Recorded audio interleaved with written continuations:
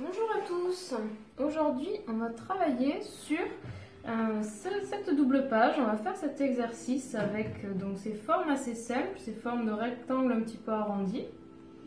Donc le but de cet exercice en fait c'est de vous apprendre à essayer d'utiliser les contrastes. Donc des contrastes entre des couleurs très foncées et des couleurs très claires, des couleurs également de tonalités comme par exemple le jaune et le bleu différentes, comment les disposer sur ma double page. On va également travailler des effets de texture, donc vous pouvez voir ici des effets un petit peu de taches de couleurs, mais aussi des dégradés, par exemple ici. Et on va travailler également les couches.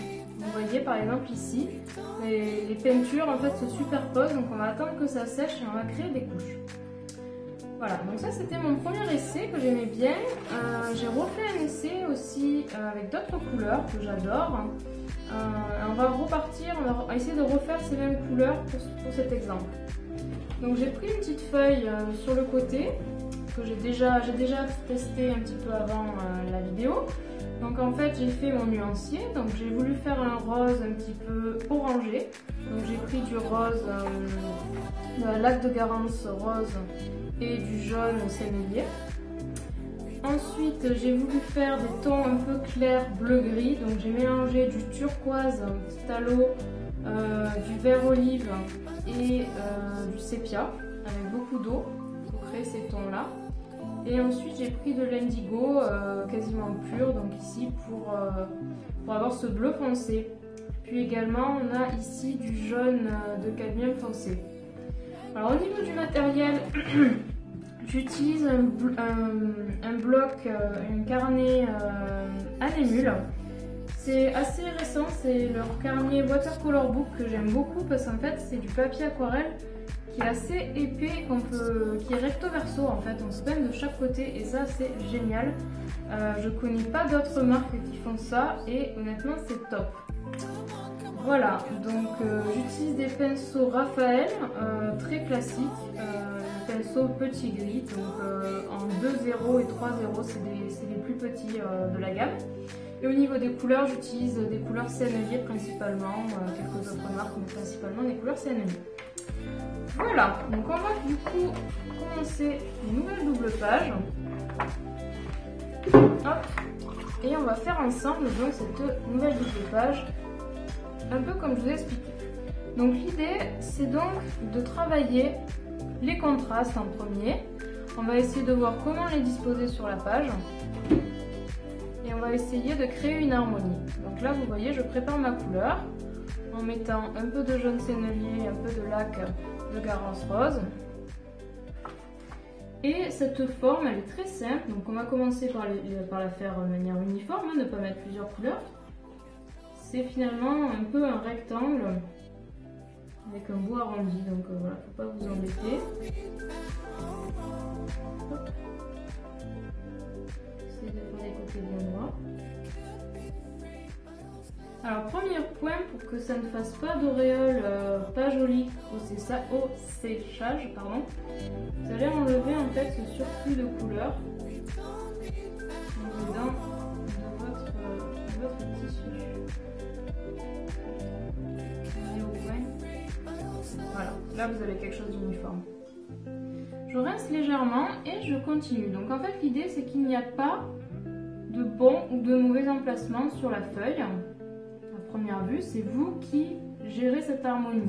L'idée c'est pas de refaire exactement là où je mets mes formes, c'est de faire vous-même votre disposition. Donc il va y avoir des formes plus ou moins petites, il va y avoir des formes plus grosses, il va y avoir des formes plus larges, des formes moins larges.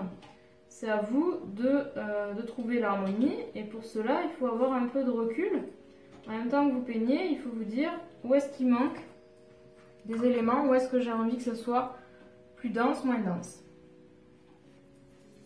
Donc là je fais une première répartition de formes avec mon rose que j'ai préparé. Vous voyez, je garde des couleurs assez claires. Tout à l'heure quand on va faire des couches, ça sera plus facile avec des couleurs assez claires que si j'avais commencé par des bleus foncés. Pour mettre, si en fait vous mettez une couleur claire en couche sur une couleur foncée, ça va fusionner, ça va être moins joli et moins facile que si vous utilisez des couleurs claires sur des couleurs foncées sur des couleurs claires. Donc là j'ai un mélange que j'avais déjà fait hier, quand j'ai fait la double page précédente. Donc vous voyez, j'ai du turquoise, j'ai du vert olive, je mets aussi du sépia. J'obtiens ce bleu gris que j'aime beaucoup. Donc je continue. C'est un ton qui est moyen, hein, qui est ni trop clair ni trop foncé. Je fais mes formes. Alors une petite astuce, pour que votre couleur soit quand même assez humide. Il faut pas que votre pinceau soit assez humide. Il ne faut pas que vous mettiez un pinceau trop sec sur votre feuille parce que sinon ça va être difficile de finir votre forme sans que la forme soit finalement rayée en fait, si vous voulez. Je le fais pas volontairement, mais disons que l'idée c'est que vous ayez assez d'eau sur le pinceau pour finir votre forme sans qu'elle ait le temps de sécher à un autre endroit et que du coup ça fasse une démarcation. Donc pour éviter la démarcation si ça vous arrive, vous prenez un pinceau un peu plus humide et vous repassez aux endroits où ça fait une démarcation pas jolie. Par exemple ici, j'essaie d'ajuster en mettant un brin d'eau pour diluer. Donc voilà, j'ai utilisé des couleurs quand même assez moyennes, des tons moyens. Je vais essayer de varier, donc là je vais mettre une couleur plus claire. Vous voyez, je reste uniquement dans la forme, dans la couleur. J'essaie de créer du contraste, je ne vais pas tout faire d'un coup. Je fais des formes plus fines, plus claires aussi. Ça entraîne en fait aussi cet exercice à découvrir un peu ce qu'on peut faire comme tonalité de l'aquarelle. Là on va quasiment pas, je vais quand même mettre un peu plus. Voilà.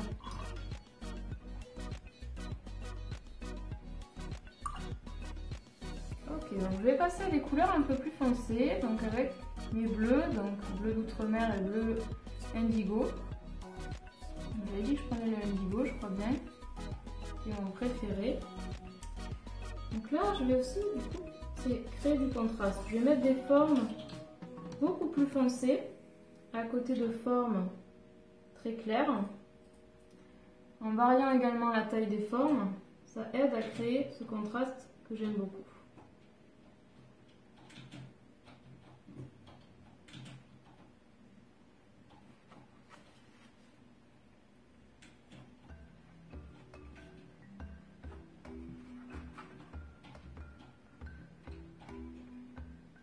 Vous voyez d'ailleurs le papier de Chêne et Mule, là, ce carnet, ce que j'aime bien, c'est que même si je peins des deux côtés, ça gondole pas trop, ça va, bon ça gondole un peu, mais c'est pas trop gênant.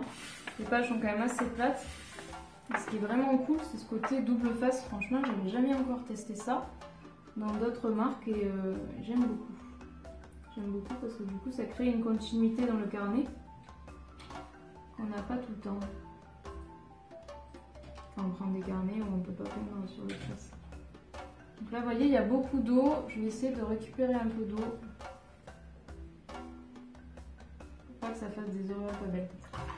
Voilà, donc j'ai quand même fait pas mal de formes uniformes. Vous avez compris le principe, des formes un peu plus foncées, des formes très claires. Maintenant, on va faire des textures. Donc, qu'est-ce qu'on va faire comme texture? On va faire des dégradés et on va aussi faire des effets un peu mouillé sur mouillé, des petites taches de couleur. Donc, quelle couleur je vais prendre? Bon, allez, je vais prendre le rose, il en reste ici. Donc, du coup, je vais faire une forme rose.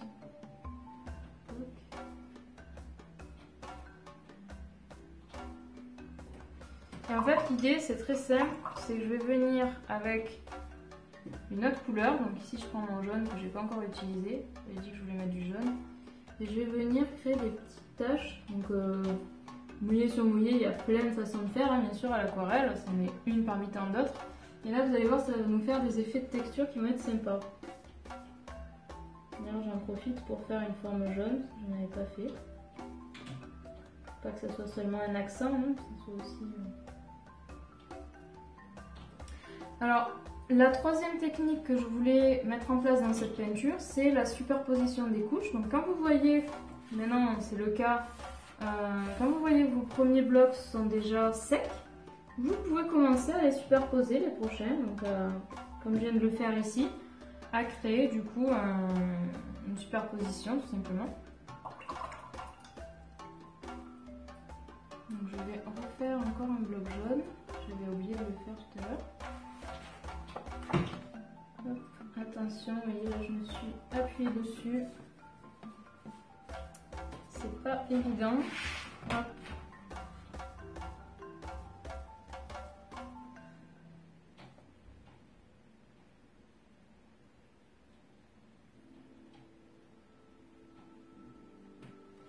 Alors une autre façon de faire l'effet de texture que je vous montrais, c'est avec de l'eau, tout simplement. Moi je sais pas si je préfère pas presque avec de l'eau, j'adore. Vous voyez, ça va faire des petites taches. Et en gros l'idée c'est on va continuer comme ça. Donc là j'avais mon bleu vert, il était très clair. Je vais en faire un peu plus soutenu.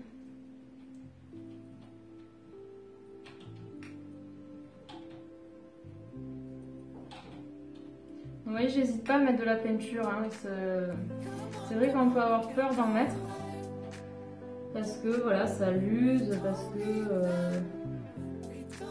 qu'on n'ose pas. Mais en fait, n'hésitez pas à utiliser vos couleurs, à faire des mélanges un peu, pas que des mélanges trop fades avec trop d'eau. Vous allez voir, on voit vraiment la différence, ça fait des beaux contrastes.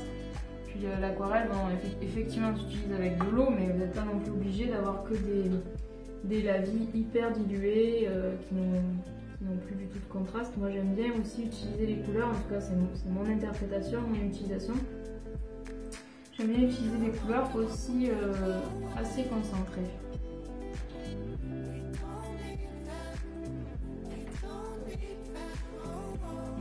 Là, finalement, c'est bien concentré. Donc, je vais continuer à utiliser l'effet de texture avec du bleu foncé. N'hésitez pas aussi à faire vraiment des différences de hauteur de forme, de couleur. Je vais peut-être mettre ça là-dessous, parce que je suis en train de tacher la feuille en dessous, ça m'embête. Voilà.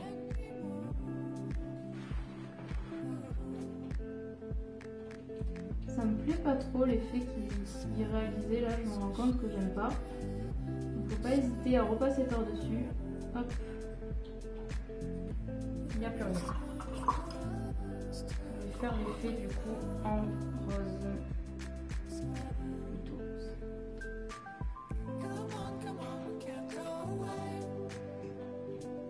On va voir ce que ça donne. Je suis un peu sceptique, mais bon, on va voir. Ensuite, on va faire un dégradé. Donc ça, c'est assez facile aussi. On va le faire à cheval sur la page. Vous commencez avec votre première couleur. Vous faites du coup plutôt un carré. En tout cas, le bas de votre forme. Hein. On va faire comme si un rectangle. On peut commencer en faisant un carré.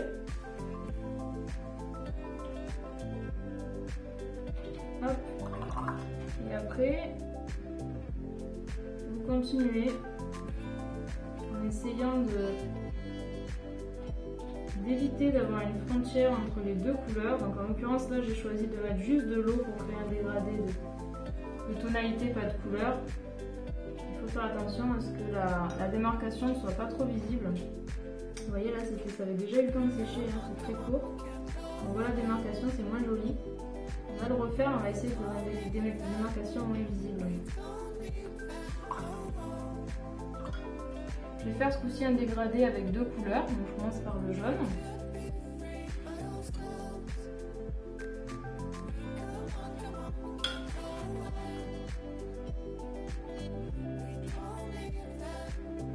Il ne faut pas être trop lent, là je suis un peu lente. Il ne faut pas être trop lente, sinon ça ne va pas marcher.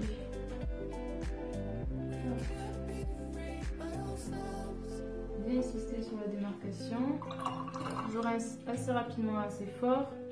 Allez, je vais prendre un bleu super marqué, on va voir ce que ça donne. Là, c'est un dégradé qui est, on peut le dire, assez franc. Alors, vous voyez, j'évite de faire en premier la frontière entre les deux. Pourquoi je fais ça? Parce que ça me permet en fait d'avoir deux couleurs assez pures et la frontière après migre toute seule. Tant que j'ai de la couleur, j'en profite pour faire une forme en plus. Alors je prends pas trop le temps de réfléchir à où je veux placer mes formes, hein. Vous pouvez y passer plus de temps. J'avoue que je fais ça relativement à l'instinct. C'est en fait une peinture aussi qui est amusante, hein, tout simplement, donc j'ai pas envie de me prendre trop la tête à trop réfléchir. Je fais un peu comme ça me plaît. Et aujourd'hui, ce qui me plaît, c'est de chercher l'équilibre des formes et de ne pas... Oups! Je ne vais pas me prendre la tête plus que ça, donc c'est très bien.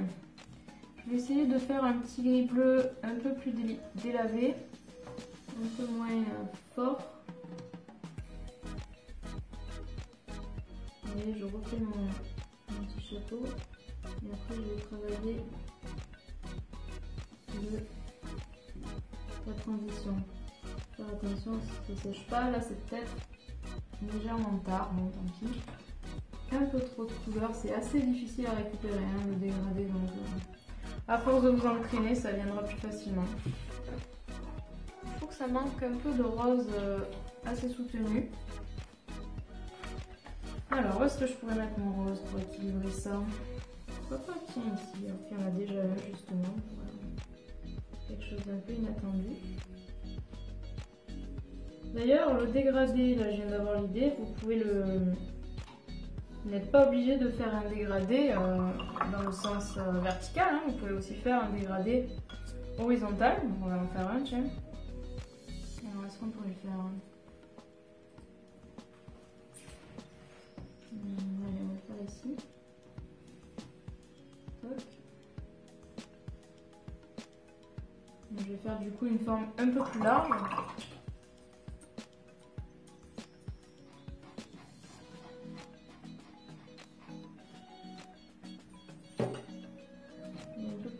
Aussi. N'empêche pas de rajouter du jaune après pour renforcer. Voilà, vous voyez, ça fait un dégradé sympa.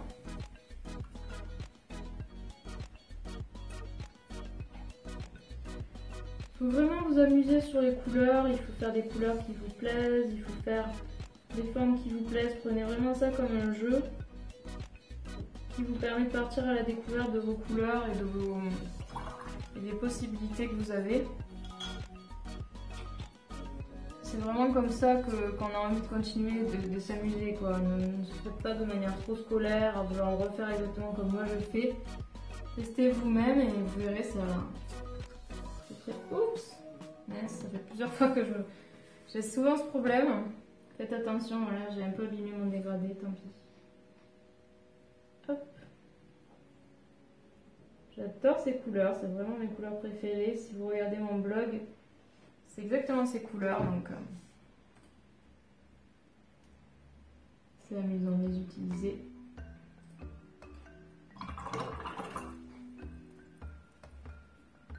Hop. Alors pour le choix des couleurs, moi j'ai choisi des couleurs froides, des couleurs chaudes. Si vous posez la question pour créer votre propre nuancier, j'ai écrit un article sur le blog sur ce sujet. N'hésitez pas, je vais vous mettre le lien avec la vidéo. N'hésitez pas à aller voir. J'explique comment je fais pour choisir mes couleurs, comment je fais pour créer mes équilibres. Ça peut vous intéresser, j'avais fait plein d'exemples. Il y a plein d'applications aussi qui peuvent vous aider. Moi j'aime beaucoup les applis, si vous me suivez depuis un moment, vous êtes au courant que j'en ai plein. Donc dès que j'en découvre de nouvelles, notamment pour faire de la peinture, bah, c'est top. Alors si vous vous demandez, la feuille en dessous que j'utilise pour éviter de mettre ma main trop près de ma feuille et puis aussi pour créer mon nuancier, c'est en fait tout simplement l'arrière d'une ancienne peinture. Donc voilà, c'est un moyen de récupérer les arrières qui souvent ne sont pas très utilisables justement, c'est pour ça que j'aime bien ce carnet là que j'utilise qui est recto verso. Voilà, c'est une utilité que j'ai des feuilles dont je ne sais pas quoi faire. J'utilise l'arrière.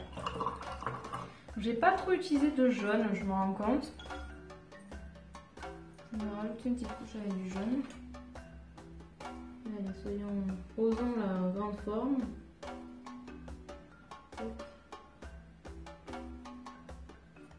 C'est plus facile de faire des formes transparentes, comme je vous ai dit tout à l'heure, sur des formes déjà assez claires. Si j'avais fait cette forme-là sur ça, par exemple, ça aurait bavé, ça aurait été moins joli. À vous de tester pour voir si c'est pas trop.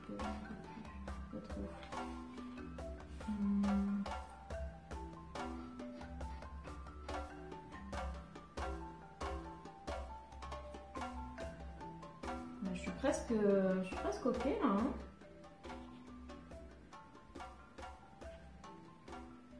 Lui il est un peu tout seul ici, mais je trouve ça rigolo. Hop, je vais faire des petites taches d'eau. Je vais peut-être quand même lui mettre un petit tamis à côté. Ils sont quand même vraiment seuls.